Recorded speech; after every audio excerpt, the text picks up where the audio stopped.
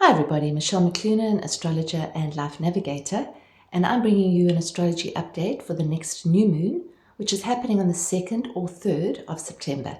In South Africa, where I live, it's happening in the early hours of the 3rd. In other places, it might be on the day before. So you can have a look to see where the new moon is happening in your area. There are various sites that you can visit, which will give you that information. It's quite important to know the kind of time, because the seeds that you plant, you're wanting to plant on new moon or just after new moon. Before new moon, the moon is waning. So that's not really the time to plant new seeds. The time to plant them is after new moon. So on the day of the new moon, but afterwards. Or the next day is still fine. So this new moon is in the sign of Virgo, and it is the last new moon before the eclipse cycle starts in 2 weeks' time, which is where we have a full moon. So this is connected to that. It ushers it in. It kind of opens the gateway for the eclipse cycle, which I'll talk to you more about when I do the full moon update in 2 weeks' time. This new moon, though, it's rather potent. I always say that, I know, but it is. This new moon is preceded by a couple of big movements, which we've been kind of watching astrologically. The one is that Pluto, a couple of days before the new moon on the 1st, regresses back, moves backwards into the sign of Capricorn, where it'll only be for a couple of months. It'll only be there until the 20th of November, and it's its final visitation into Capricorn before it moves forward and moves back into Aquarius, where it'll stay for the next 20 years or so. Now, Pluto has very deep roots of transformation, and when Pluto moves signs, it's a big deal. So it's moving back, and it's kind of activating themes that we've been working with over the last few years, as well as it's the ending of a cycle which began in 2008. Now, in 2008, obviously we all know we had a major financial crisis in many parts of the world. This is the energy of clearing the old so that the new can be reborn. I've spoken about it a lot. Pluto has been in Capricorn for a long time, and in that time, sort of big, large structures have developed, sort of top-down governments, top-down structures have developed, and this is the changing of that. Pluto is the planet of power and transformation, and it's moving from the structures that we've known into something which is more concerned with humanity, with the collective. You can see it as power going back to the people. So it's going to be very interesting to see how it plays out. None of us know. I know that part of Pluto in Aquarius will be the advent and the amplification of the technological world, of AI, etc. But there will also be many different amazing things that come to the fore with Pluto in Aquarius. Pluto in Aquarius is really concerned with us recognizing that we are co-creators and that everything is frequency. So we're going to be talking a lot about that in the months to come. But for now, know that you've got a final sort of assistance from the cosmos to actually release the hold of any old patterns that may have started or may have amplified over the last 16 years since 2008. The other thing that's happening is that on the day of the new moon, Uranus, which is the planet of change, which is also an outer planet, slows down and stops and goes retrograde. So it turns retrograde for a few months, and whenever a planet turns retrograde, at the point it turns retrograde, it kind of drills down and it makes it stronger. Uranus is the planet of change. It's the planet of the new. It's wanting us to let go of the old so that we can embrace the new inside ourselves and the new collectively. Now, Uranus at this new moon is in a very strong alignment with Mercury, which is the ruler of the new moon. Virgo is a sign that is ruled by Mercury, and Uranus is in a combination with Mercury. So that is a little bit of a difficult combination. It can herald a lot of nervous energy, a lot of sort of sparky energy. It can sort of land up in people feeling a bit unstable. It can actually create instability in our climate, in our weather patterns. We're seeing very extreme weather. I think that this could exacerbate that. not to scare you, but just to sort of see that this is possible in the next few weeks. On a personal level, it's the planet of change is working with our minds, our thoughts, and our belief patterns. So if you are very nervous, very anxious, then this can actually make you more nervous or more anxious. However, it can also bring to light, clear the veil, clear the mist, so that you can see the old patterns of thinking, the old patterns of reacting, the old patterns of belief systems. So Uranus and Mercury is the changing of belief systems. It helps us to get out of a rut, a loop of thought that comes and goes and comes and goes and comes and goes. The energy of Uranus is actually able to break through that. Now that can be very difficult if it's the first time, but if this has been happening for some time, then that is akin to an awakening to what is true, what is real. Uranus really encourages us to take our own authority and to stand in our own truth and our own authenticity. Now, whenever Uranus is concerned with the cosmic picture, we see people standing up for their rights. We see people standing together. We often see revolution. We often see rebellion. We often see people cutting ties with things that don't work. So this is it's sort of dual, because it's, on the one hand, it's sort of a shocking energy. I think we might be in for some shocks and surprises, which is no surprise because we've had lots of those. And they're sort of daily. If you follow any kind of news outlets or even the non-mainstream media, you'll see that every day there's something new. I think it's quite valid to recognize that the founder of Telegram, which is an alternative communications platform, was jailed in France the other day. He was arrested and jailed in France, and his platform was all about freedom of speech. So that's going to be interesting to see how that plays out, because it does seem that the powers that be are trying to mute speech, free speech, and censor. So that's just something to be aware of in terms of what you're watching and what you're imbibing in terms of the news. Are you imbibing stuff that actually resonates with you, or whatever comes onto your screen? So I think that's very much a theme that we're going to be seeing this new moon. New moon is in Virgo, and Virgo is the sign of discernment. It's the sign which is able to separate the wheat from the chaff. That's what Virgo is. She's known as the Virgin Goddess. She's very connected with health, with healing, with clearing out, with separating the weeds, with seeing through, cutting through. People with strong Virgo in their charts are often able to do that. They're often able to cut through all the noise and get to the core of something very quickly. They're quite discerning. So when we have a new moon in the sign of Virgo, that's a theme. So there's definitely a theme of healing, of health, of actually really connecting in with what feels healthy to us, what we're eating, our routine. Have we got a routine that honors the flow of our body, of our mind, of our soul, of our spirit? That's what Virgo asks us to do. Now, this is actually taken one step further, because opposite Virgo, we have the planet Saturn. And Saturn is the teacher planet. He's the taskmaster, and he is the planet of responsibility. So he asks us to take responsibility for whatever he's touching. So he's touching Virgo, Sun and the Moon. So responsibility for our own health, for our own healing. He's advising and encouraging us to find our authority from within, not from without. So how do we do that? We need to connect within and not without. So we need to reconnect with our soul essence, with our spiritual essence, reconnect with our body, with literally what is it that feels good, what is it that doesn't feel good.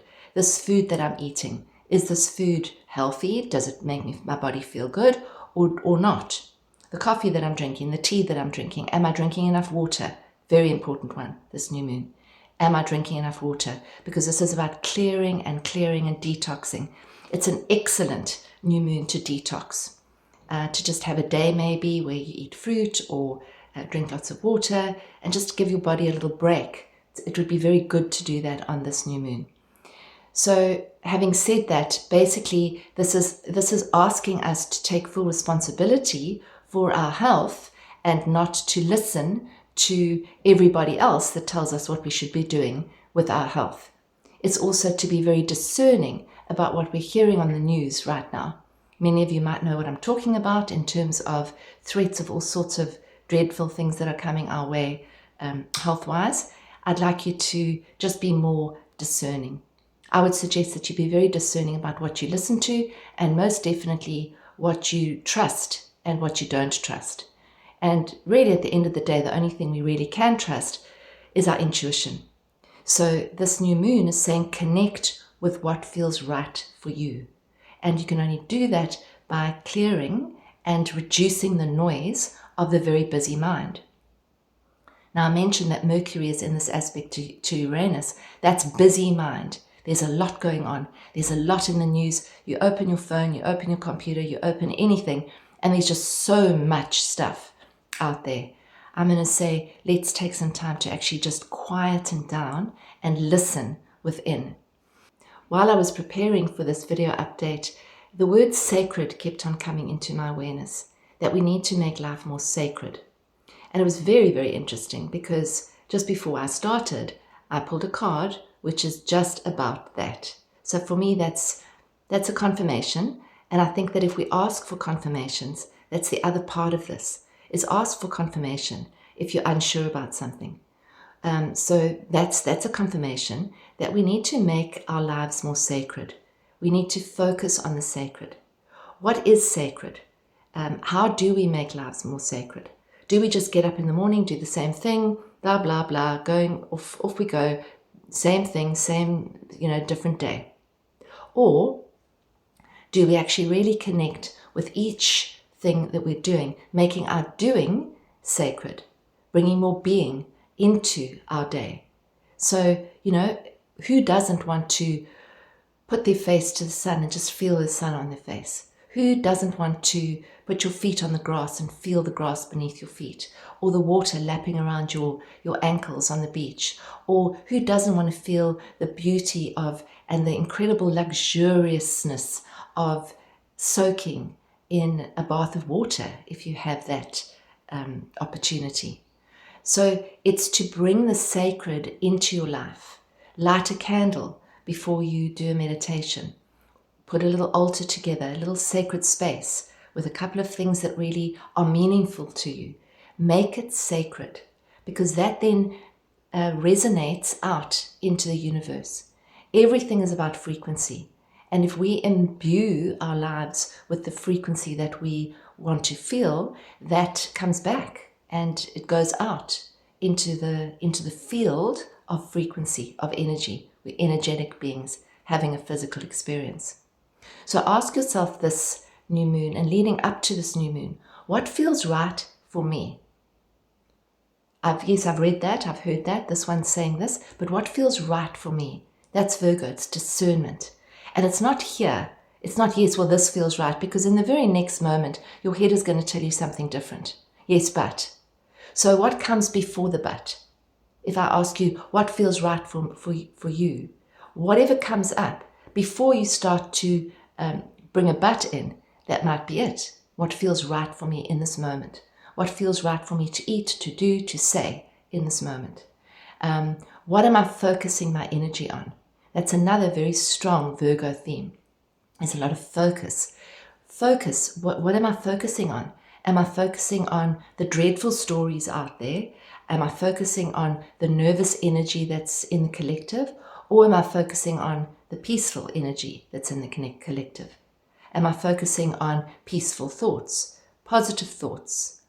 Or am I focusing on really, really scary thoughts? We have the control of where we focus. We don't necessarily have control of what happens outside there, but we do have a say, and we can control how we respond to whatever's happening. We can choose our frequency at any moment. And that is what spiritual mastery is about. That is what Saturn, who's in its final phases of Pisces, is actually saying to us. Next year, when Saturn and Neptune come together, which is very, very seldom that they come together at the same degree. They're actually coming together at the same degree in Aries, which is a new beginning. The outer planets that we have are all finishing up their journeys in a sign. It all indicates that there's something new coming and that this is a time to bed down the tools that we know. It's a time to deepen our connection to what is real and true, and to stop trusting the outside world to bring us what we want, but to rather trust in the process of our own life, to trust our inner journey. Because a lot of people say, but I've given up trust. But what are we trusting? If you've given up trust, are you trusting the outer world to bring you what you want?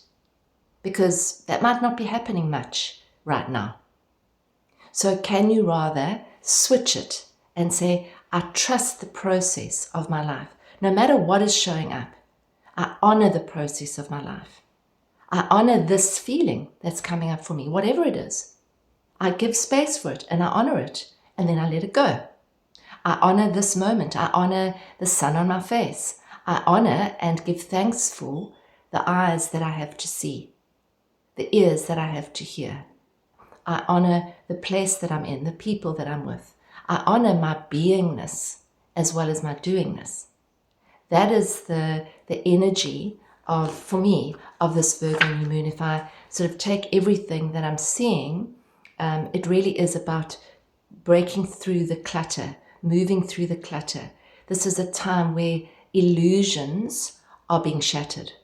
And that can be very disconcerting for the human person, because there's a case of, it feels that there's a lot of unknowing. So what if we can just embrace that we don't know? Instead of saying, yes, I know something, just ask yourself, do I know that? Do I know that to be true? Or shall I just put a question mark behind it? Maybe it's true, maybe it's not. I've read something. Do I know that that's true? Does it feel true for me? Maybe not. Leave it open. Allow yourself to be in the unknown. That is what a lot of these energies are saying. Our walls are being dropped. Our divisions are being dropped. Our illusions are being shattered. And we're left with what is real and true and lasting and eternal. And that's a process of transformation. And that's what Pluto is saying to us. That's what Neptune is saying to us. Neptune's at the end of her cycle as well. Neptune's the king of the ocean. It's destroying the illusions that we've been under for so long. Uranus is the planet of change, also nearing the end of a journey. So we are at the end of a very, very old cycle of evolution. This is not just our little cycle, Michelle and you, and it's not that. It's much bigger. This is the evolution of human consciousness that we've chosen to come in and be part of. So how am I contributing to that? Where am I focusing my energy? How can I be of service? If somebody else is battling, can I just be a holding space for them? Can I send them a message? Can I reach out if I need to, if I want to, if it feels right? How can I look after myself so that my vibration is able to be clear and I'm able to have clarity? Do I need to spend more time in peace? Probably. Do I need to spend more time outside? Probably. Another thing that you can do with this new moon is go outside, take any anxieties, any worries, any concerns that you have, and put them into the earth, give them to the earth. You could put it into a rock or a crystal or a stone or into the earth or into the water. Let it sail on by. Give it out, give it up, let go. That's what we're doing. We're clearing space. If you can clear space this new moon, great. Clear a cupboard, get rid of some stuff, give it away, get it out of your environment. It makes room for the new. It clears the air so that the pathway is more clear. So in our inner space community, my partner and I have an inner space community, which is a community that meets twice a month on Zoom. And there's lots of different things, meditations and creative exercises and journals. And we have a theme every month, which I lightly theme towards the astrology of the moment. So this one is on the light of healing. And it's all about healing and clearing and connecting with our own healing wisdom. because this is a healing time for sure. So you can join us by clicking on the link below, and that'll take you to the registration page. You can join us just for the month, or you can join us for a year and be part of our beautiful, beautiful, supportive community who are all supporting each other as we move through this evolution of human consciousness. Now, the card that I drew is Vajrayogini. I'm pretty sure I'm saying that wrong. It's from the pack The Divine Feminine from Megan Watterson. And as I say, this popped out immediately, and I'd already been kind of considering the whole theme of the sacred. It says, I have the power to make each moment sacred. Everything is material for my liberation. Isn't that just absolutely beautiful?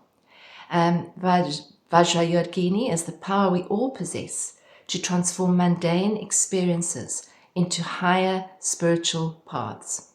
So I'm not going to go into all of the history of her, but what it means when your soul selects this card is no matter what has happened recently or in the past, we are reminded that we possess the fierce wisdom that transmutes any pain or suffering into deep lessons that free us and bring us more joy.